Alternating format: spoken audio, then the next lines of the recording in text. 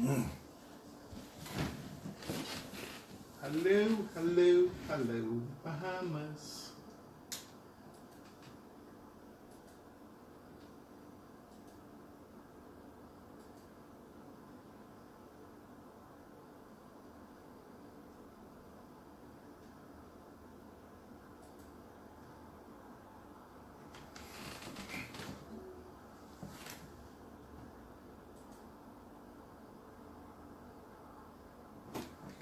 Just doing some adjustments, just give me a moment.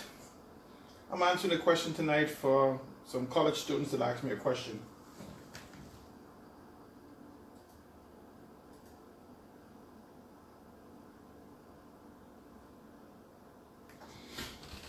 Doing some adjustments to my internet. It seems they're having some problems, so I'm reducing some upload and download. Just give me a moment and I'll be able to see what's up.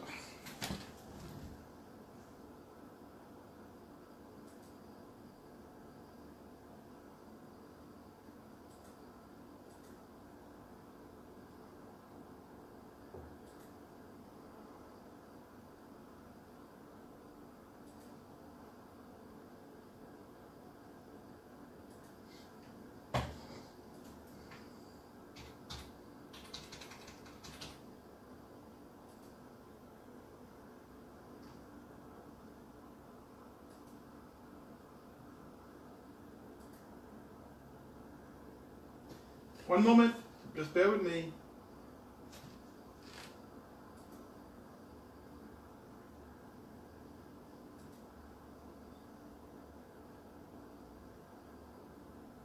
Excuse me, 1 minute.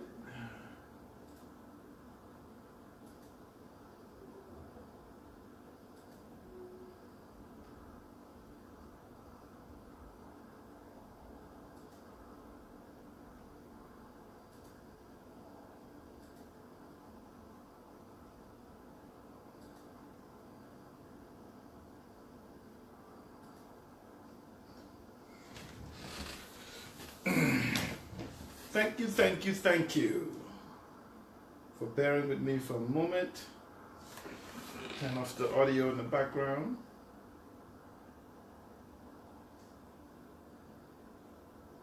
Try to pull up the Constitution here.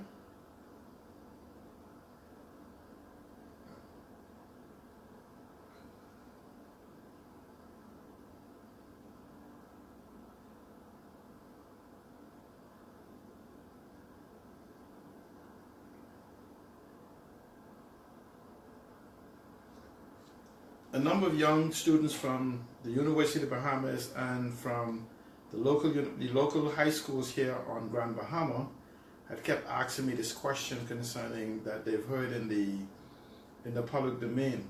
As you know, I talk to and mentor a number of young people here in the Bahamas, and I often just get these type of questions about my political activism and involvement in the community. Just let me put this here. Now I'm going to go ahead and use the paper. Now there's a lot of conversation going on in the community right now as to the crisis we are facing of leadership. Now, yes, a crisis of leadership. Now let me first let the Bahamas know that we are not facing a leadership crisis. We are facing a crisis of leadership. A leadership crisis is when you have no leaders. A crisis of leadership is when there is the wrong set of leaders that are sitting in place. And so we are having a crisis of leadership as opposed to a leadership crisis. There's a lot of conversation going on, one being propped by Mr. Pierre Depuch, the Honorable Pierre Depuch, in the public domain that deals with the concept of how do you move the Honorable Dr. Hubert Minnis based on some errors that he has made. And should the documents that has been tabled in the House of Assembly prove to be a fraudulent act, and he refuses to remove. Let me first read the Constitution of the Bahamas that deals with that aspect. Number 73, the appointment of ministers under the Bahamas Constitution reads as follows. Number 73. Whenever there should be occasion for the appointment of a Prime Minister, the Governor General shall appoint as Prime Minister the member of the House who is leader of the party which commands the support of the majority of the members of that House. Let's read that again. Whenever there should be an occasion for the appointment of a Prime Minister, the Governor General shall appoint as Prime Minister the member of the House of Assembly. I want you to pay attention to that word. The member of the House of Assembly, an MP, who is the leader of the party, a political party, which commands the support of the majority of the members of that House. So whatever political party has the support of the majority of MPs sitting in the House, the leader of that party shall be sworn in as Prime Minister.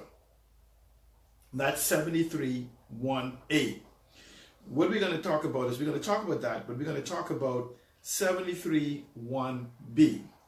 And I'm going to explain to you why, and I'm talking to the young people who have asked me continuously question. I promise them I do this video, and they want to have a discussion for it at a breakfast tomorrow, so that's why I'm a little late in in producing it, excuse me. 73(1)(b), it says, if it appears to him, the Governor General, that party does not have an undisputed leader in that House, or that no party commands the support of such a majority, the member of the House of Parliament who, in his judgment, is most likely to command the support of the majority of members of that House, and who is willing to accept the office of Prime Minister. Essentially, what they are saying in 73(1)(b) is that if the party does not have an undisputed leader in the House of Assembly, so the leadership can be disputed, but number 1(a) supersedes number 1(b). So as long as, say, Dr. Minnis sits as leader of that party, then the 73(1)(a) kicks in, so he's Prime Minister.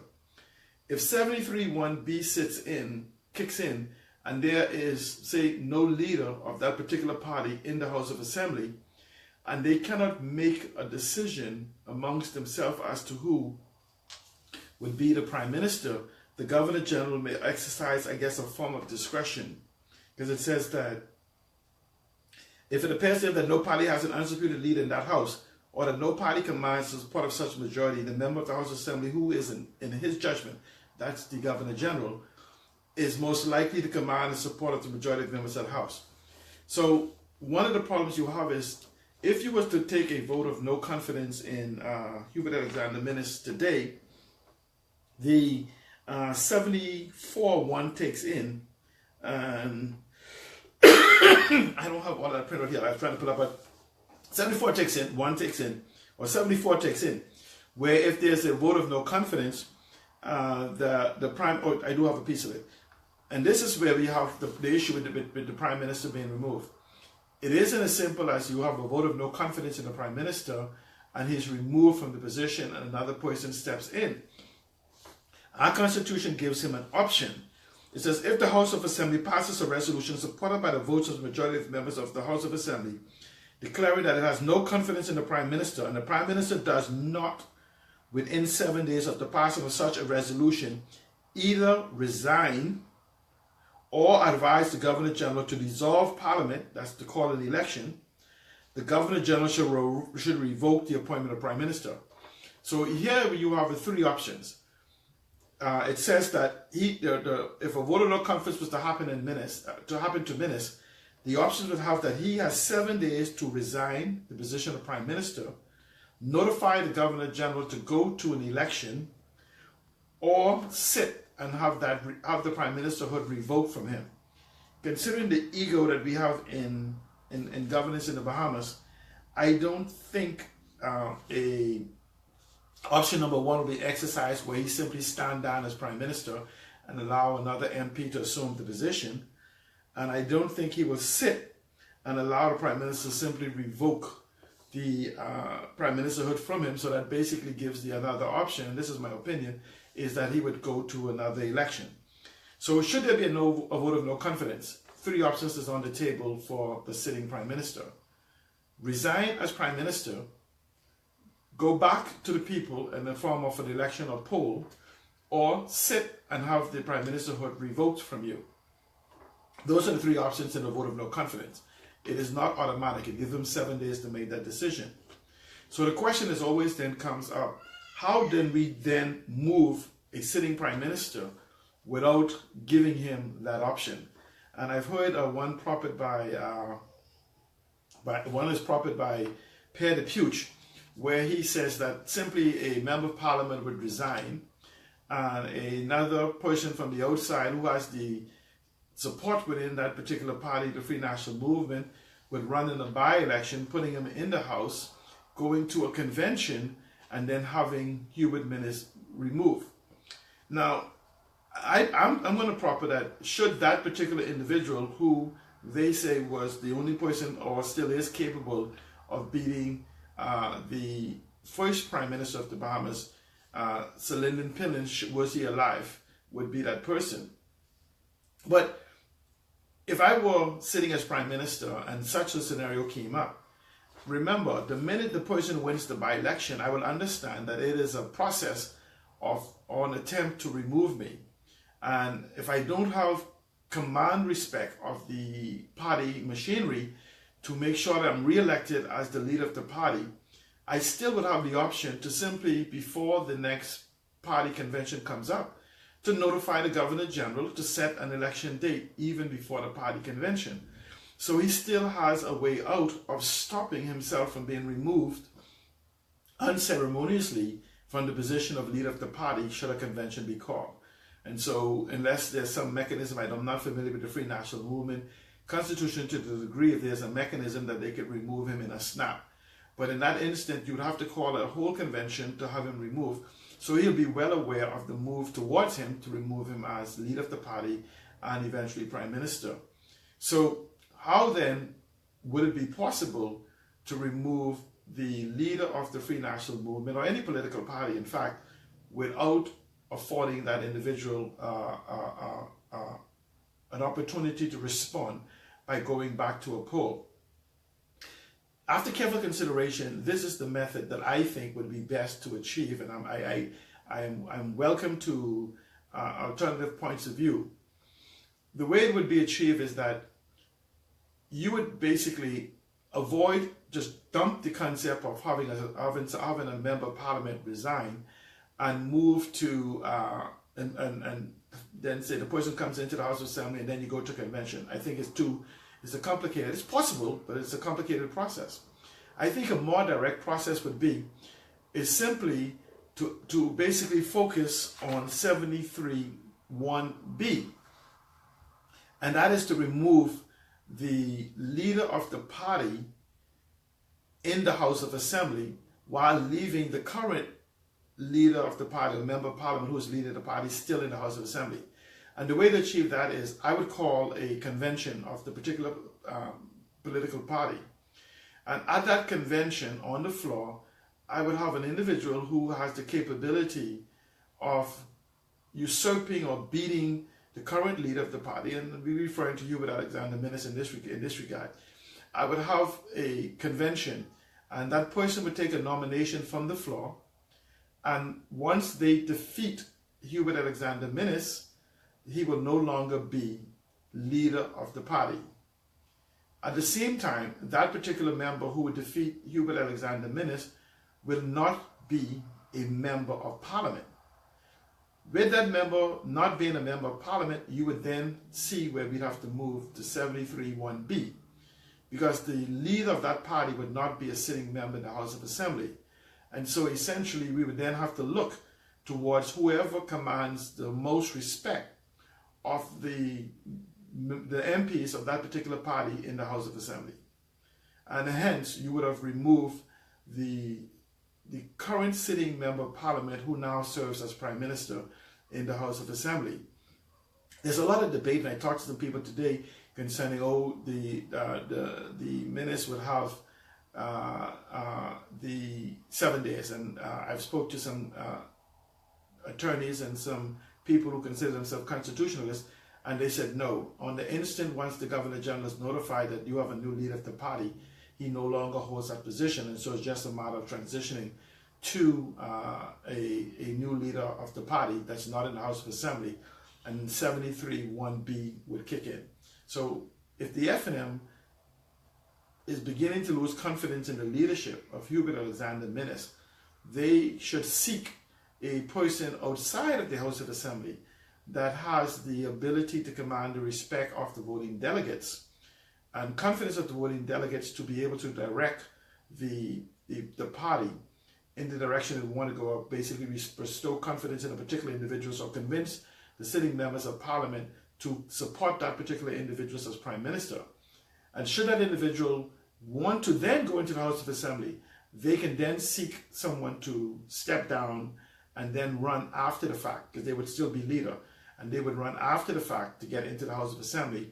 Or that member could also just simply sit in the Senate and serve as the influence or whatever it is in the cabinet, even without the title of Prime Minister, because of his influence among those members of Parliament. So, and he actually could sit in the House of Assembly, hit in the Senate, and sit in the cabinet without before the by-election occurs, to allow him to move into the official position of being a member of Parliament, leader of the party, and sitting in cabinet. So that's my view of the easiest pathway to removing the current member of Parliament without going to a by-election. I invite alternative points of views, and remember, we are one of the few people, I think we may be the only constitution that allows and provides this level of protection for the leader to be the leader of a party, and for having the option of being able to go to the Governor General, as opposed to simply being removed of leader. This is nothing like the leader of the opposition, where you can simply have a vote of no confidence and notify the Governor General. The office of Prime Minister, somehow within our Constitution, built in a little more protection for the Prime Minister, so he doesn't automatically just simply be removed. I think that's one of the things we should consider. If we are to remain a parliamentary democracy, that we should consider opening up where the individuals who could command the most respect amongst themselves, as opposed to the least competent, being able to hijack a political party, and then by virtue of them winning the highest number of seats, basically the leadership could be incompetent, but the confidence individually, constituency by constituency, could be put into those members of the parties or those MPs, thus making the least competent among them Prime Minister of the Bahamas. And so we have these variations that we have to evolve. I am one that favors a republic. I believe in a republic. The form of governance can work well for the Bahamas once we establish a decentralization of governance, as we have it, devolve central government, so that we can have cities where the world is moving to in the fourth industrial revolution, and we can create an environment for the development of the Bahamas as various economic zones, real economic zones, not this garbage that we brought in previously that allows to give essentially it's a work permit bill, because the government had full authority to create enterprise zones in the Bahamas without passing that bill. And they could have very easily just designated a particular area.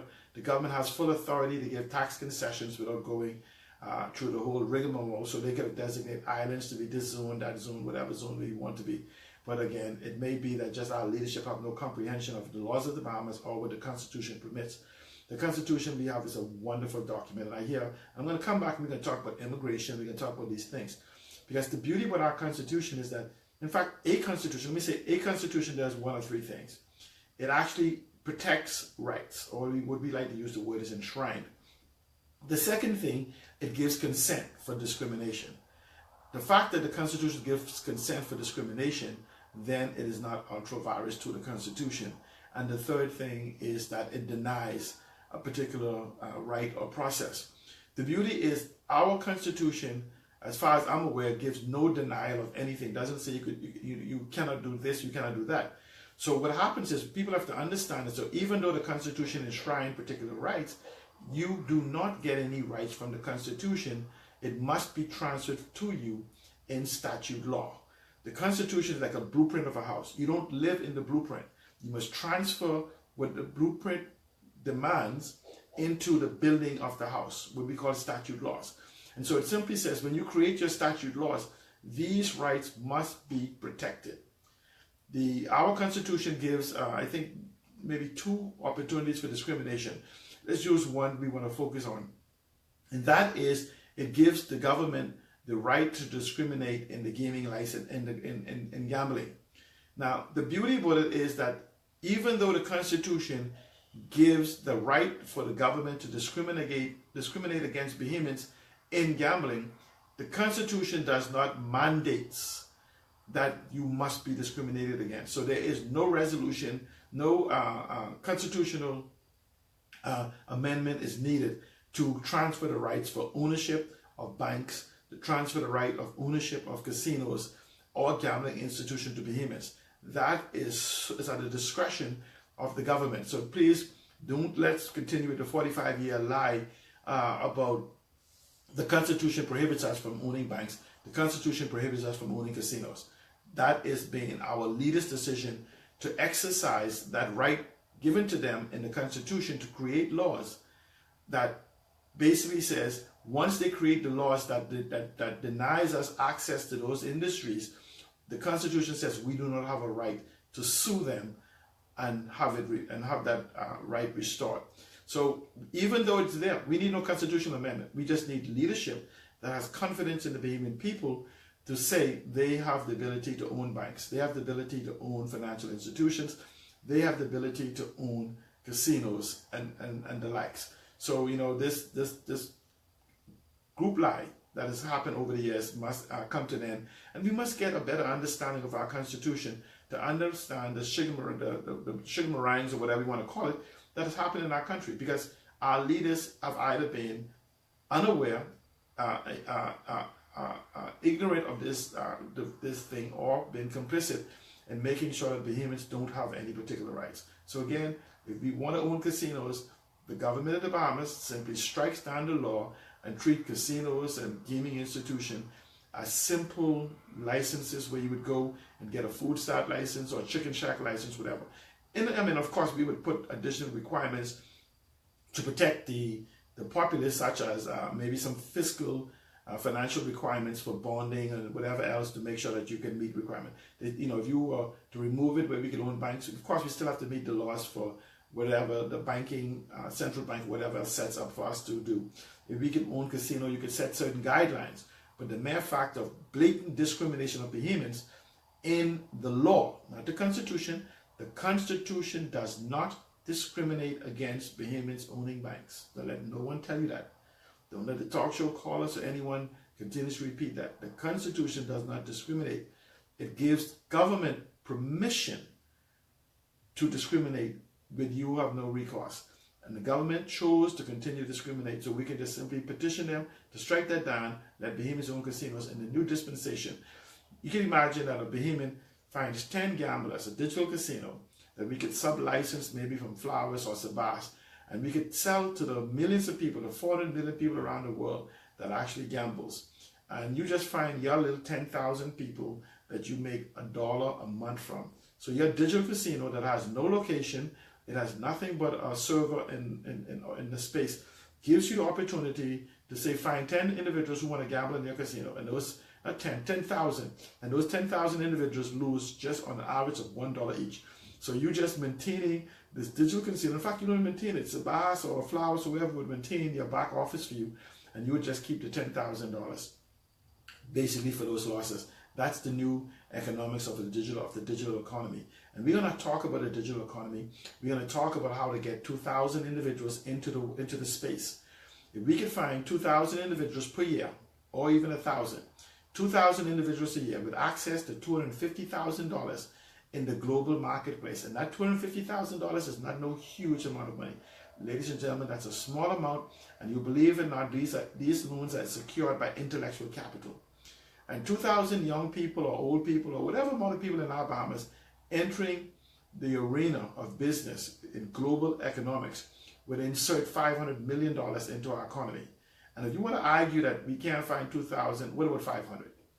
Okay, and so instead of 500 million, we'll insert $125 million of brand new money into our economy. And let's do the multiple of that. The multiple of that is 6 to 7 times, I think they say.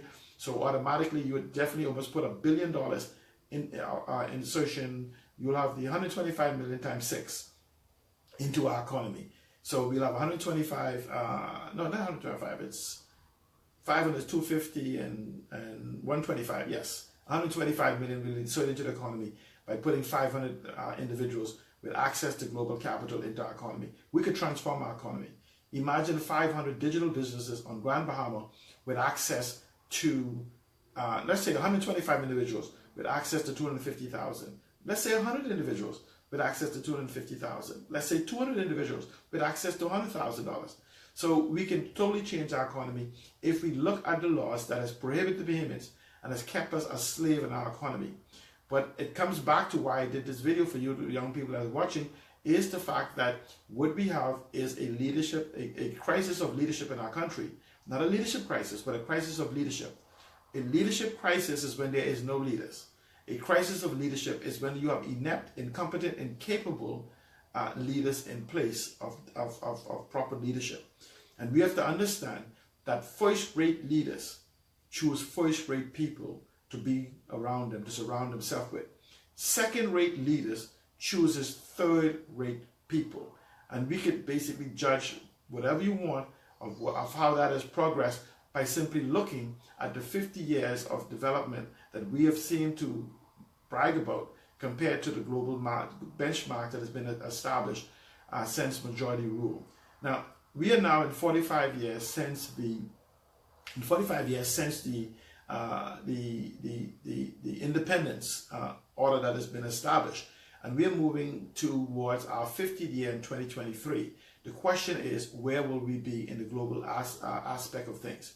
We have the fourth industrial revolution was anticipated of starting in 2020. Well, guess what? It came in 2017. So time is being compressed. The world is preparing for battle. We see what Donald Trump is doing. We see what China is doing. We see what Estonia is doing.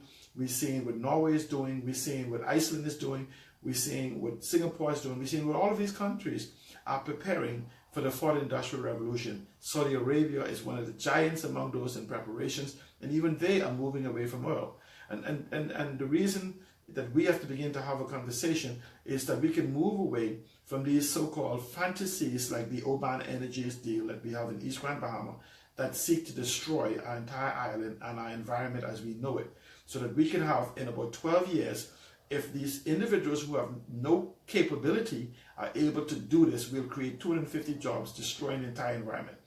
Imagine that you can have 1, 2, or multiples of bed and breakfasts up in the East Grand Bahama that will duplicate those 250 jobs, not in 12 years as the head of agreement promises, but on the instant of a year to 2 years whenever these bed and breakfasts are built.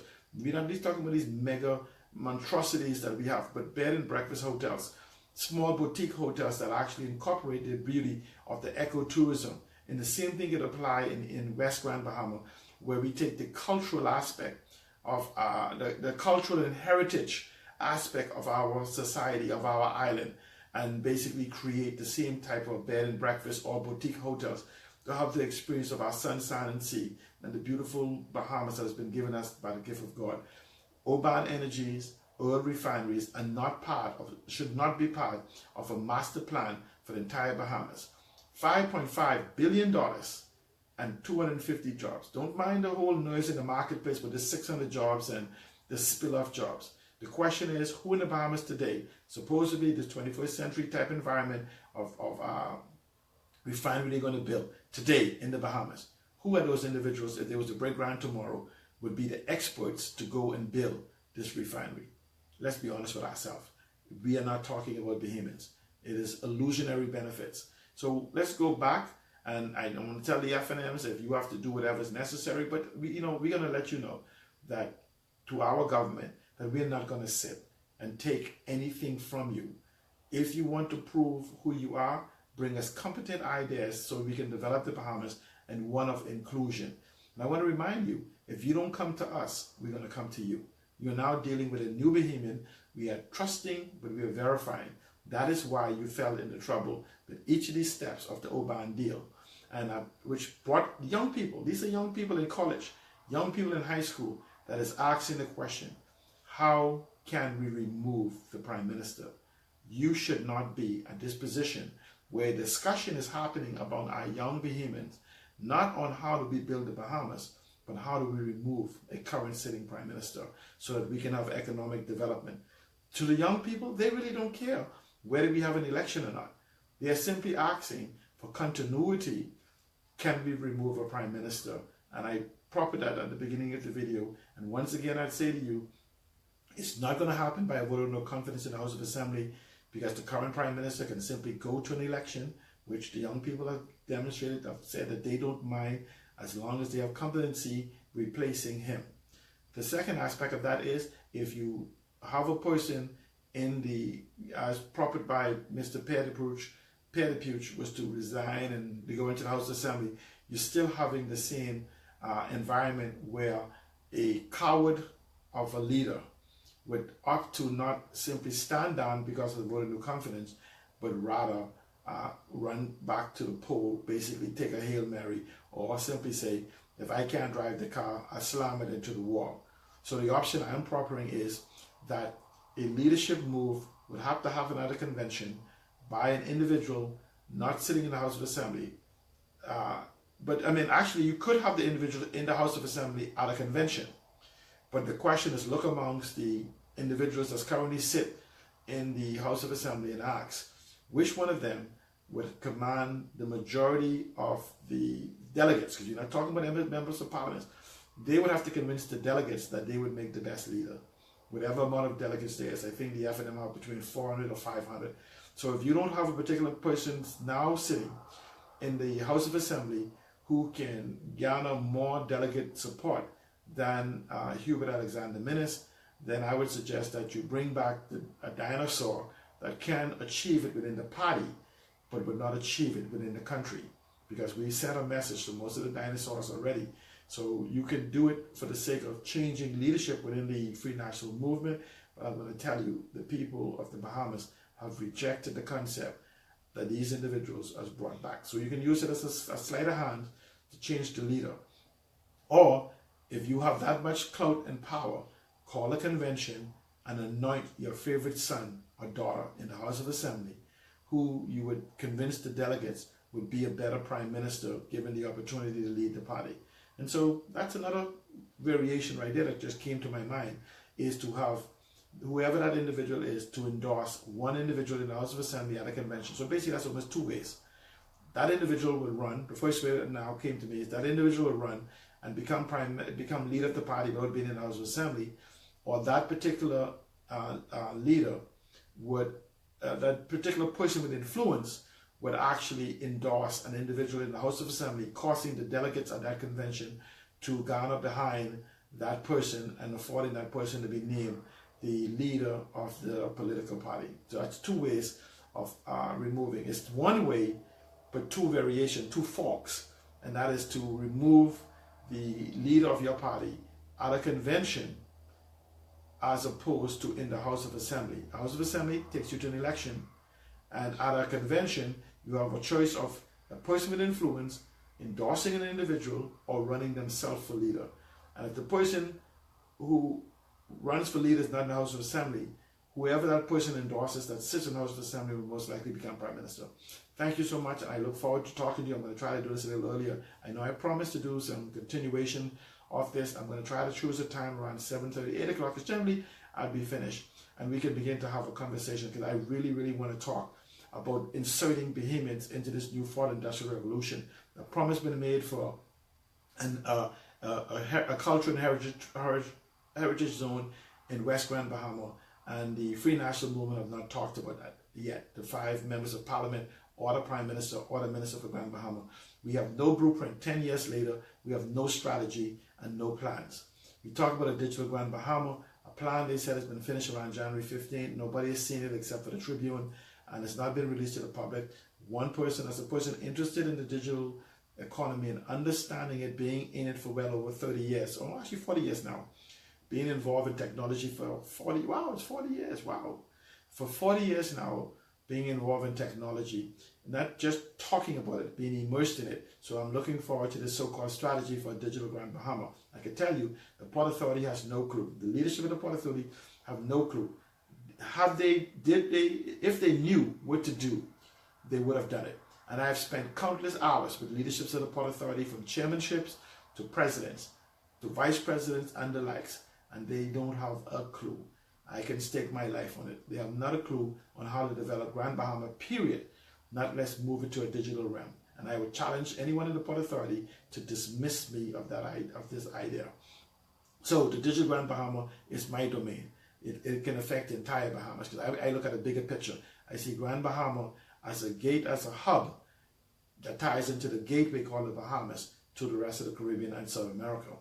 And we also were promised an eco environment in East Grand Bahama, where the government itself seemed to have abandoned that by wanting to insert an oil refinery in a pristine environment where you have some of the longest underwater caves in the world, where the antiquities monument people can attest to this, that archaeologists who have been studying caves in the Bahamas on land and under land have found creatures, bones, skeletons, and remains of creatures that we never knew ever existed.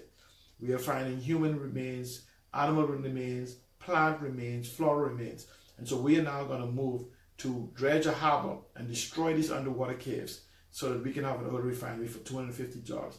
We're going to move to poison the second largest water supply in the Bahamas so we can have 250 jobs. We're going to move to contaminate and kill all the trees from the smog and sulfur and whatever else from these oil so we can have 250 jobs.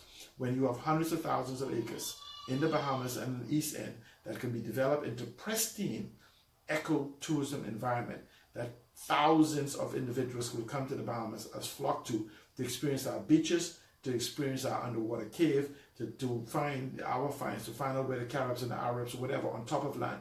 If you pay attention, the Antiquities Commission with Rich Cheatman, they didn't say it was coming to the Bahamas to look for assets. If you read the letters that is exchanged in regards to Oban, they said they're coming to see about the assets.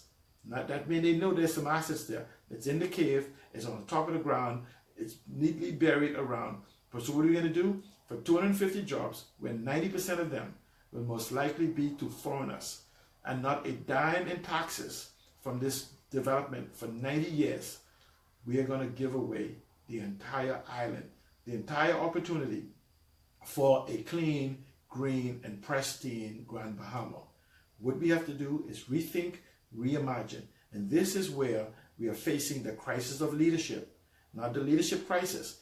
The crisis of leadership is that we have the wrong leadership in place. The leadership crisis is what other countries have. We have leaders in our Bahamas. It's just that we have accepted the gang mentality that has caused the Bahamas not to progress to where we need it to be. And unless we separate from the gangs, the Bloods against the Crips or the PLP against the F&M, we will perish because the rest of the world is preparing. And when they meet us, they will beat us. So Bahamas, we must begin to think, for those of us of over 50, and for those of us who keep doing the same thing, expecting different results, they call that insane. We have to rethink, regroup, and come together as a collective of people. We're only 400,000 people. In some companies, in some states, we are smaller than most states in America. And we have companies that are basically have bigger budgets than us. So we basically cannot afford to lose a single one of us. The collective intelligence of the Bahamian people can overcome anything, not the separation into groups where we take some of us, and many of you who are party fanatics, you sit for the crumbs, and you have to ask yourself, look at your board appointments, look across the Bahamas, the same individuals, the same families, the same special interests, the same whatever has been used for 45 years.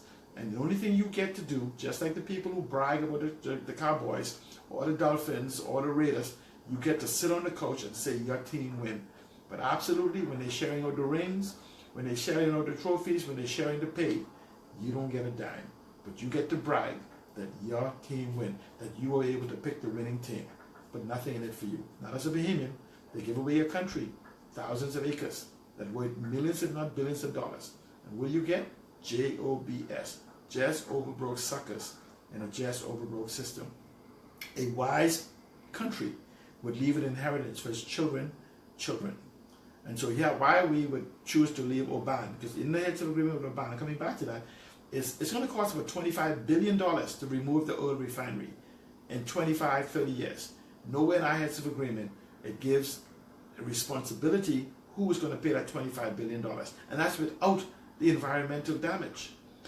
Why would we leave a bill for $25 billion for future generations of Bahamians to pay? Because these individuals, according to the head of agreement, can walk away at any time. And their greatest liability, maximum liability, would be $3.5 million. Not even enough to pay to study the damage they do. And they would walk away with the billions of dollars they've made. Not a dime would be paid into the treasury for taxes. And you would have 250 jobs if you can find qualified Bahamians somewhere in the world. That's not the Bahamas we want. Don't allow the noise. I ask you F&M fanatics, I ask you F&M individuals to think with an open mind. Clearly, this is not what we need for 250 jobs. And you have an opportunity to change leadership. There's methods. And if push comes to shove, the Bahamian people is ready to choose new leadership. We're not talking about choosing F&M. We're not talking about PLP. We are ready to choose leadership from amongst us. The young people, the 60% of the population, those who have been the silent majority up to this time, is ready, willing, and able to stand up or step up to the post to fulfill whatever is needed for the country. Because there will not be leadership of egos, but leadership of capability. Thank you so much for joining me. I hope to have some conversation, but share the video and let individuals know that we have a country to build. There's no time for partisan politics. We can't afford to lose a single one of us. It's important. And for those of you in leadership, remember, as I end, it is better to have a competent opposition working for you than an inept supporter. The competent opposition working for you must prove they are capable. An inept supporter only have to prove they support you. Stop choosing inept supporters. If you do not have the ideas, the strategies, whatever within your organization, smart, astute leadership reaches out. First-rate leaders choose first-rate people. Second-rate leaders choose third-rate people. Let the people you choose demonstrate the type of leader you think you are. Thank you so much, Bahamas, for joining me.